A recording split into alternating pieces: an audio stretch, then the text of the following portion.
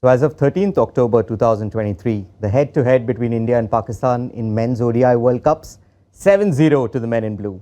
I have with me one gentleman who played many of those games, India versus Pakistan. Anil Kumble, welcome.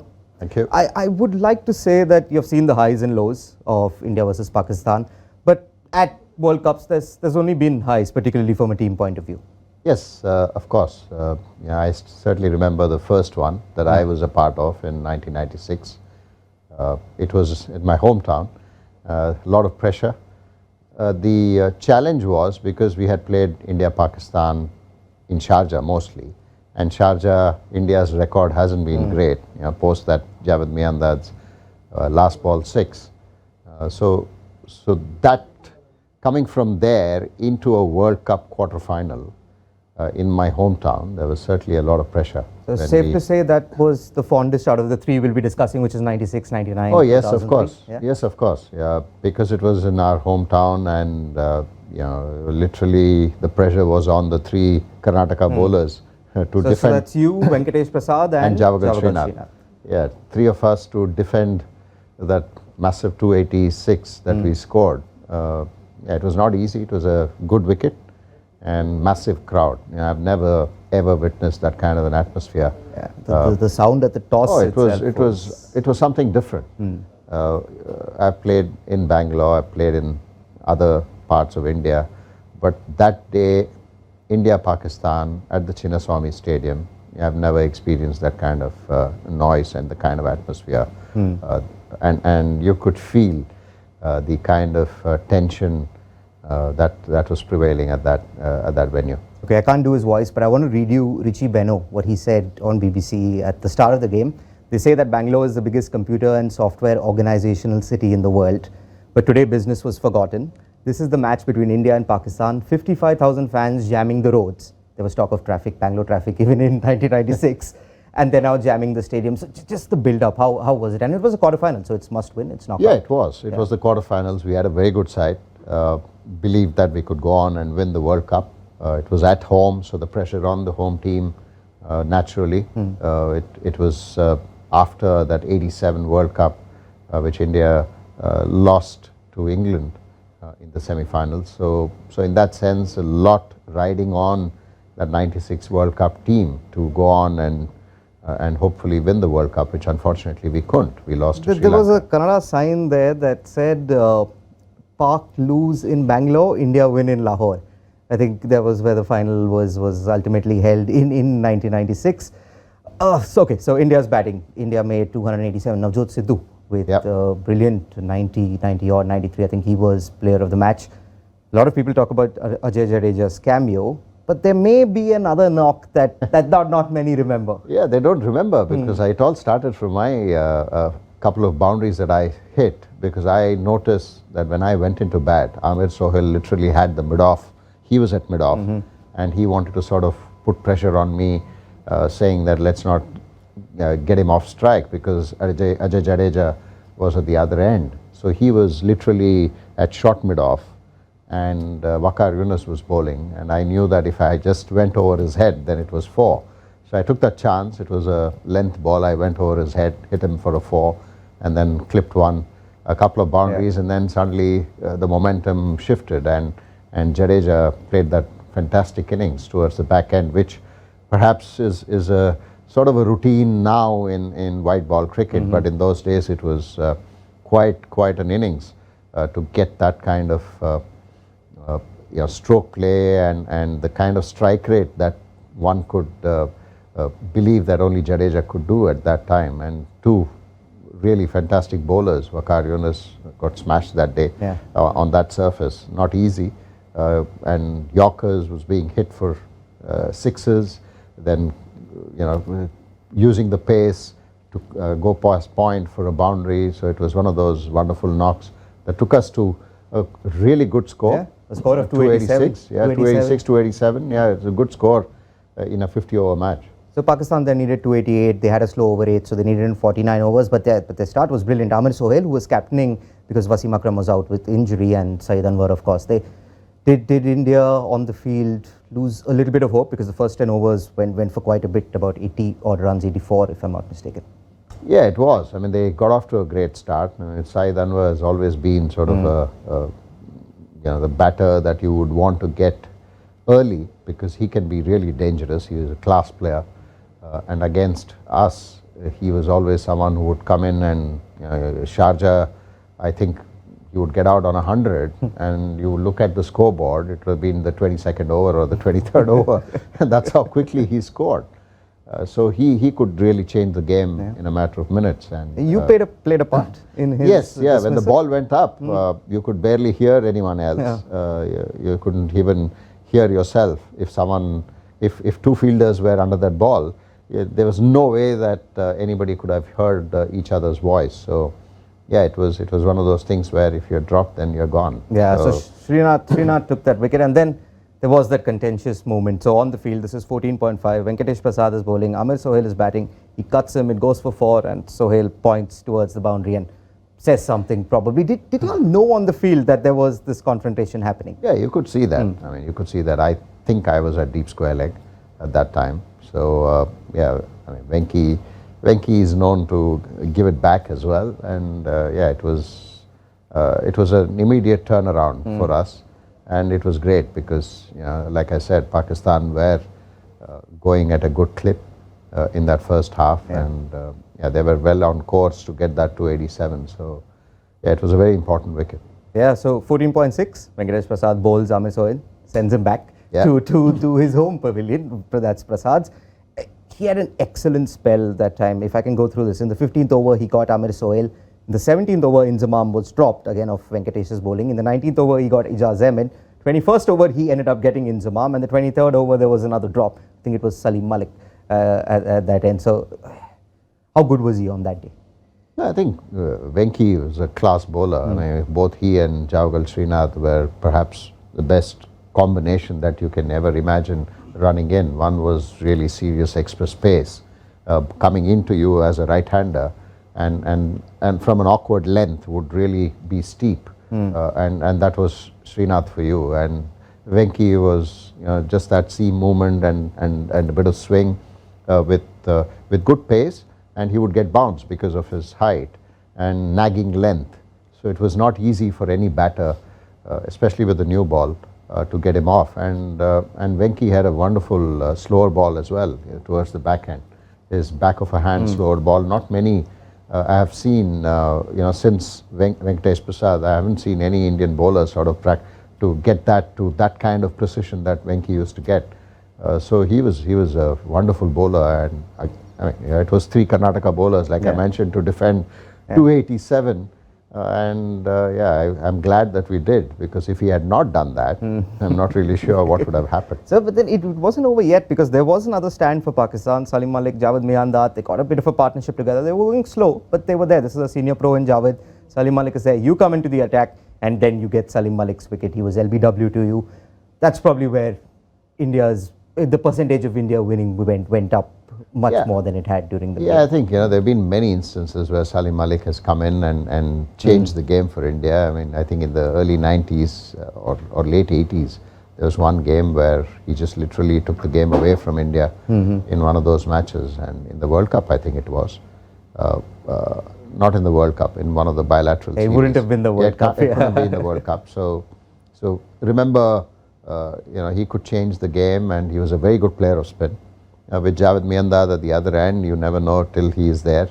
Very gritty and very sort of calculative when it comes to run chases. I mean, Javed Miandad was known for that. And it was an important wicket to break that partnership. And then eventually, I think Miandad got run out. But till then, I think even after that, Rashid Latif came in and hit a few lusty blows and sort of gave us a bit of a scare towards the end. Yeah, it was Latif, the 99 Moin Khan, Latif again. Those keepers, they did play a part, but Latif ended up being out to, I think, Venkatapati Raju, an Andhra boy. This time again, playing pretty close. States are touching each other. Why did Pakistan lose that game? In terms of, Wasim was missing out. It was a torn rib cartilage, but there was a certain sense of mystery as to why Wasim did not even play that. Was he a big factor in India ending up winning? Yeah, I think for Pakistan, if you have Wasim Akram and Waqar Yunus, that's a formidable bowling attack. And him missing out, he was the captain too. Him missing out was a good thing for us. I mean, from an Indian perspective, I don't know what the reason was. I mean, he was injured, Yeah, so he didn't play. So Amir Sohail captained the team. It was certainly an advantage for us, Wasim not being there. But you still have to play good cricket. I thought we played excellent cricket and scored so many runs. To defend it on that wonderful surface in a small ground wasn't easy.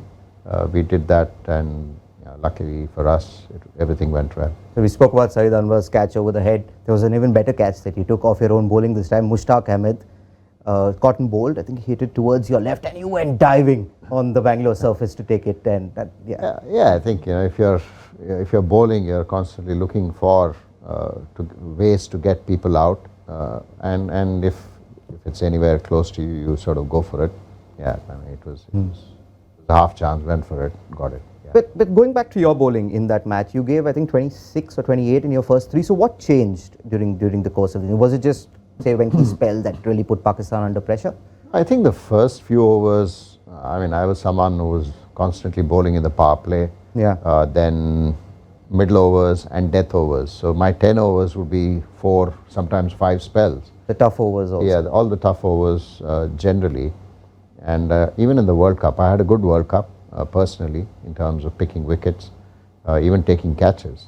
For some reason, I was in a strategic position where the ball was coming at me, and yeah, I think it was one of those World Cups where the confidence was really high. You wanted to do well. It was your home ground, and we knew that it was just a matter of taking those wickets once you have a new batter coming in that kind of an atmosphere where the home crowd is really behind you.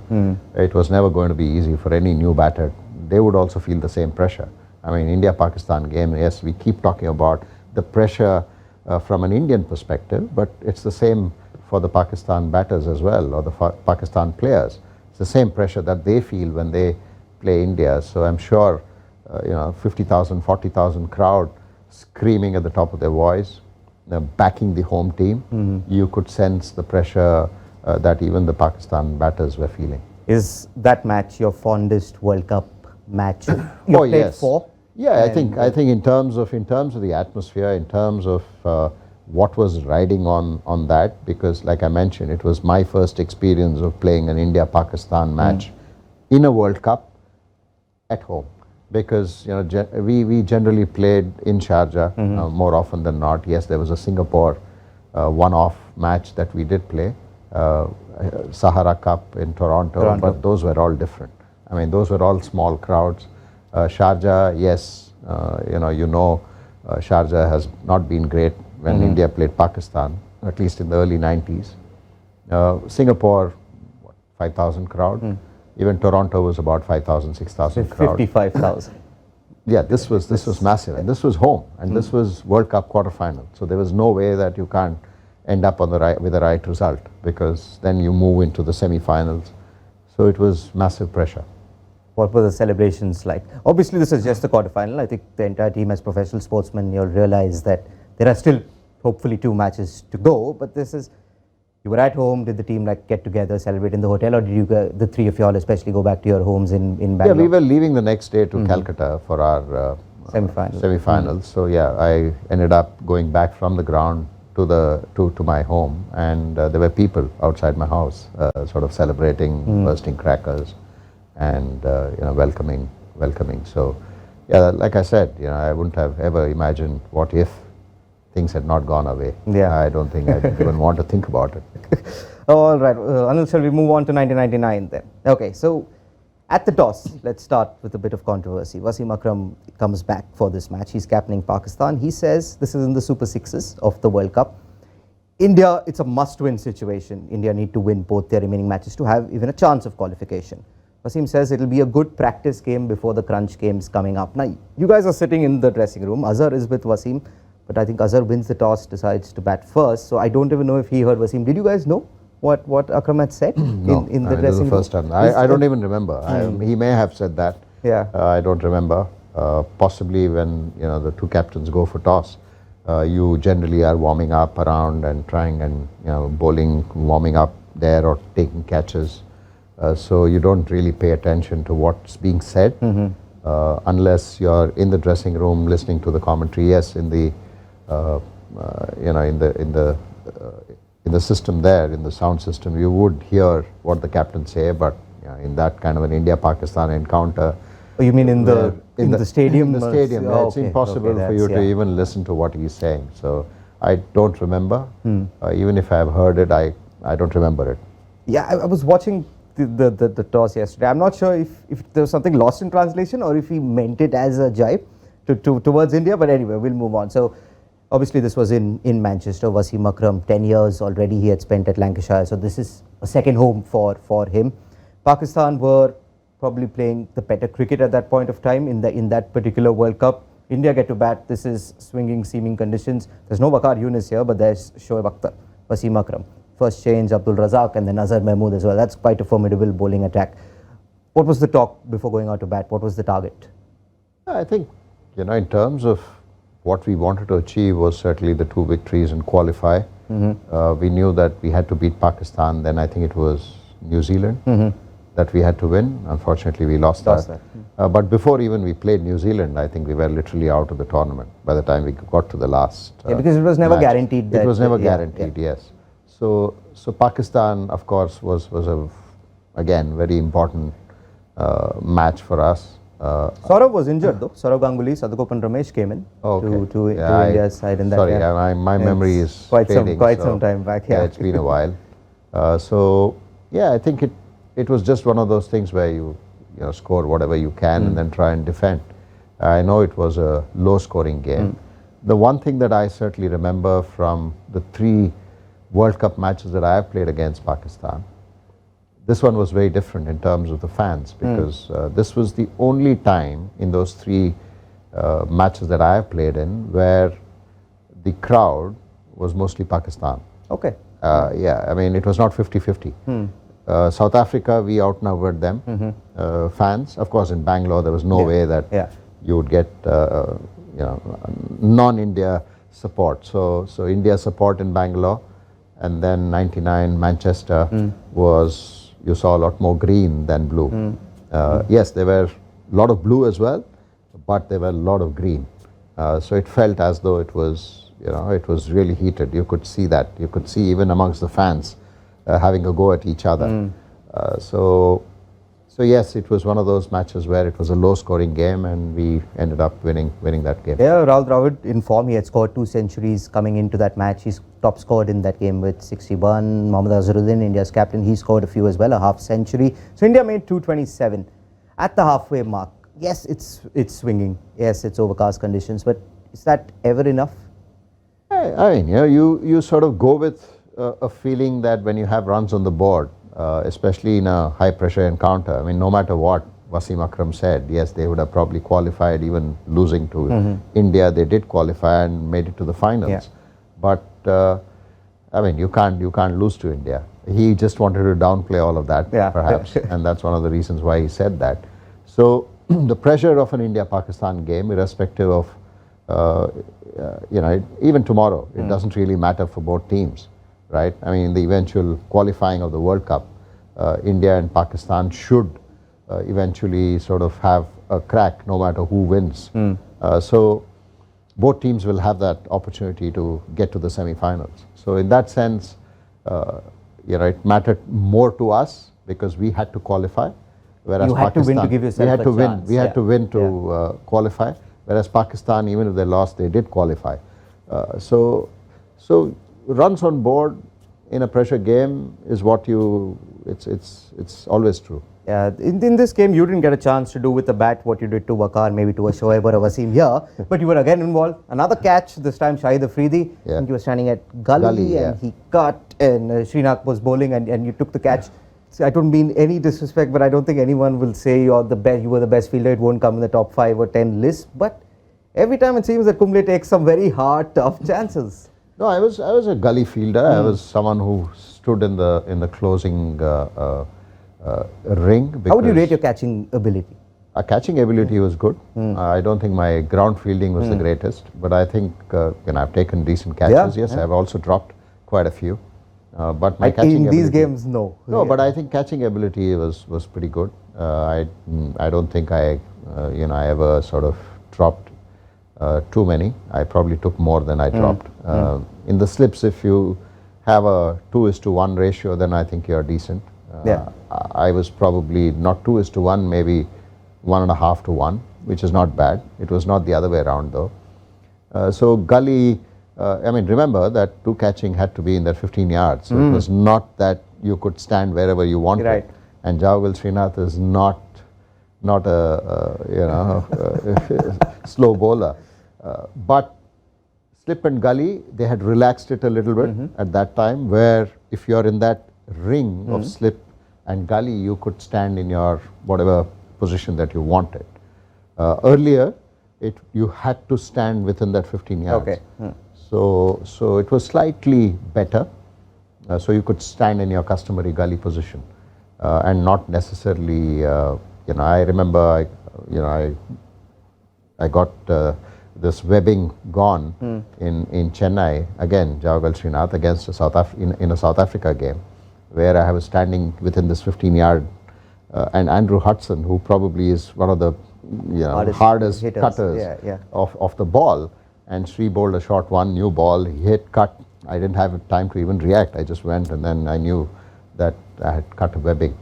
So here I was slightly behind with normal gully position for a fast bowler. Still Afridi hitting it. Yeah, so it was an important wicket early on, because again, Afridi, Saeed Anwar, these guys are really, really key players for Pakistan, and early wicket in a 220 chase is always welcome. Yeah, in this match, famously, Venkatesh Prasad got 5, but before that, I think a lot of people forget that it was Srinath who got both Shahid Afridi and Ijaz Ahmed next. And I wanted to speak a little, I want to ask you about Debashish Mohanty. Debashish, in swinging conditions, was outstanding with that action. But there he bowled an absolutely outstanding spell. He had a couple of catches that fell short, I think, of the keeper. Sadagopan Ramesh dropped one. He was superb. I felt, honestly, that he played a big part in then Prasad breaking through from the other end. Yeah, he was a very tricky bowler, because he was not really quick, but he could swing the ball both ways, and he had a very weird action with his both hands. And batters found it difficult. They didn't know which one was coming in, which one was going out, and in seaming conditions, he bowled in good areas, so it was always a challenge for the batter. And he was always smiling and never shy from running in and bowling, irrespective of what happens at the other end. So it was a good World Cup for him. I thought he did really well in those conditions, and he was picked for that, because in England, you can be swing bowlers and you. Yeah, so unlike the previous game in Bangalore, where yourself and Venkatapati Raju played here, you were the sole spinner for India, with a few contributing in the middle. Another catch, Anil, you took the final catch as well. This was it Wasim Akram? I think he hit it. Deep square leg. Deep square leg, and you had to bolt off the field. Yeah, because by the time that over was coming up, there were sort of anticipation that somebody was going to get out, and if that happens, then the first thing that you need to do is run, because the crowd would come inside. And the security. It was very common, right? It was very common. In England, it was very common, because there were no fences. Even now they don't, but there's a lot more restriction now. People would just run in, and the security personnel would bring a rope and sort of hold it so that the players can have access straight into the dressing room. And I was the closest to the dressing room. So I just took the catch and tried to run. You lost your cap though. Yeah, possibly. Yeah, so you just wanted to dash towards the changing room, because you never know. It was a long day, and yes, it was a cloudy day, but people won't stop what they were drinking, right? Whether it's sunny day or a cloudy day. So from morning, and it's an India-Pakistan game, from morning till evening, they've gone, all along having a drink. So you don't know what state they are in, and you don't want to even get close to them. You don't want them to get close to you, and that was one of the reasons. And I remember when the rope was pulled to sort of stop people from coming in. I remember Ajay Jadeja tripping over the rope and falling down as we sort of ran towards the dressing room. Yeah, nice. So fond memories there, although India didn't end up making it through past the Super 6 stage there. Let's move on to 2003 now. 2003, Anil, a bit broader because you played, I think, 3 or 4 matches three matches in that World Cup. You took 4 wickets against the Netherlands. You were India's only wicket-taking bowler and most economical versus Australia. We were defending a small total there. You played the game against Pakistan. But what was the atmosphere specifically for you? Because you had competition. You always had competition, but now there was this certain Harbhajan Singh who everyone was touting, rightfully so probably, as the future of Indian cricket, spin-wise, after you. So how was your mood in the dressing room as such? I'm sure as an athlete, as a sportsman, you enjoy the competition. There's no doubt about it. But having done well in that World Cup, did it upset you in any way that you only ended up playing 3 games? Yeah, it was disappointing. I mean, I obviously wanted to play all the matches, but unfortunately I didn't. I played the first 2 and then didn't play for a while. It was a long tournament. Yeah. We played literally, 9 matches and then semis and finals. So we played 11 matches. And the only matches that we lost were to Australia, who won eventually. So the first match that we did lose to Australia, it was a low scoring game. We lost out. We couldn't defend 120. And after that I was dropped. We played Zimbabwe and then of course the rest of the games. And then I came back for Harbhajan. For Harbhajan, only for Pakistan. And that game we won. It was a good surface at Centurion. It was again a high-scoring game. Yeah, so which we batting chased first, down. I think Pakistan made 273. Yeah, something like that, 280. And Sachin literally smashed them in that first 15 overs, and that sort of set the tone.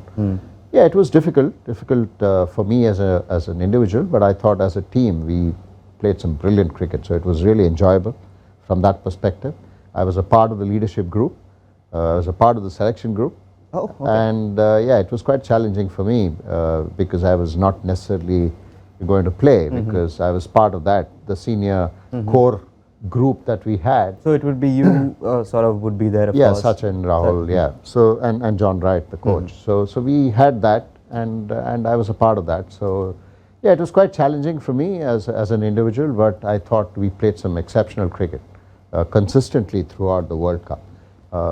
Unfortunately, we couldn't win the final, but it's one of those things which certainly is a great memory of being a part of a World Cup, of a world event, and literally dominated all the matches except those 2 against Australia. About Sachin, that shot of Shoaib Akhtar, you guys must have watched it from the dressing room. What was the reaction there?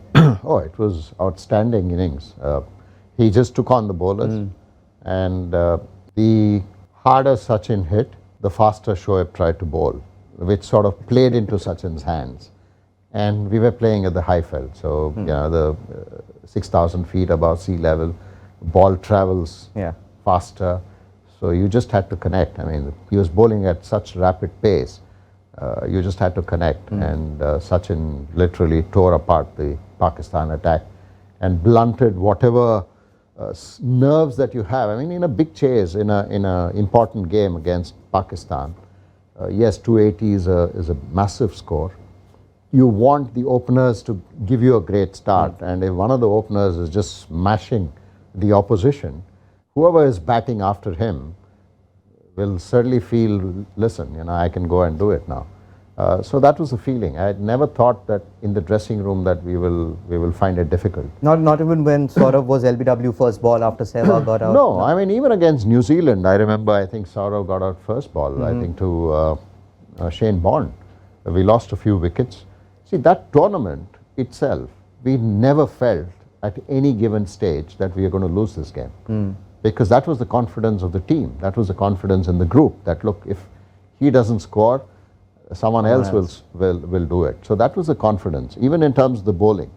Yes, somebody may go for runs, but the other guy will suddenly turn up and get wickets for us. So that was the confidence, and that's what you need to win big tournaments. You need every player to feel that way, that look, this team, I don't have a problem. Whether you're a part of the playing 11 or whether you're in the squad watching the 11 players out there, never felt that we are going to lose the game. Yes, the Australian opposition was the only one, but even that game we never felt that we were going to lose the game. We always felt that, look, we have it in us to go all the way. This is even after Australia would score 340. Oh yes, yeah. Even after they scored the 350, you know, the discussion in the dressing room was, look, all we need is one boundary in an over, and that will give us 200 runs minimum. You can still bat out 100 dot balls, right? Which meant that you still have a lot of time, because there were not many instances where teams have chased 300 during that period. Yeah. Now it's 350. Oh, no problem. Yeah, no problem. You know, if you get 300, here we're talking saying, what do you predict? 350, 400, 420. South Africa got 420, and you're still not in the game because teams can chase down that, right? I mean, Pakistan chased down Sri Lanka's 340 comfortably with 10 balls to spare. Yeah, comfortably. So when someone scored 350, yes, of course, it's the pressure of the final, big score, massive score, and a great bowling attack.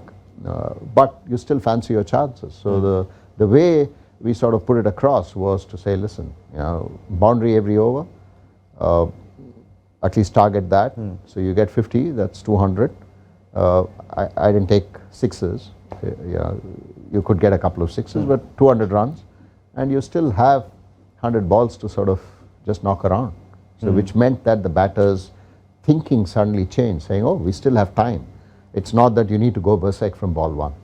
Yeah, going back to that Sachin shot versus Pakistan, Sehwag played a very similar one in that same match against Waqar Younis as well. Very, very similar. So this was the new brigade, right? You had Sehwag coming in, you had Yuvraj in the side, Kaif was there, the two left-armers, Zahir Khan, Ashish Nehra, of course, the old warhorse, Javagal Srinath, yourself also, you were also. Did you feel a sense of culture sort of changing in this India side, that there was going to be a changing of the guard?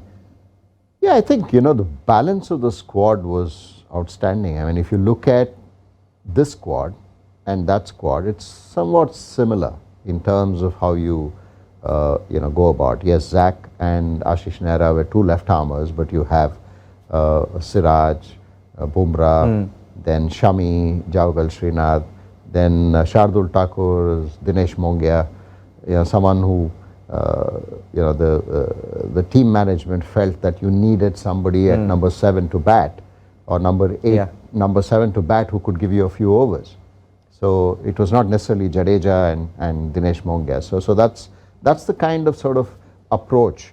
And Rahul, both the Rahuls kept wickets. So that Pakistan game, the only person who was sort of worried was Rahul Dravid, because I came back into the team as a bowler, and the only guy who would dread keeping wickets to was me. Oh, okay. And Rahul was not a regular keeper, so he was just saying, oh God, I have to keep now to you. I'm worried. This is India-Pakistan.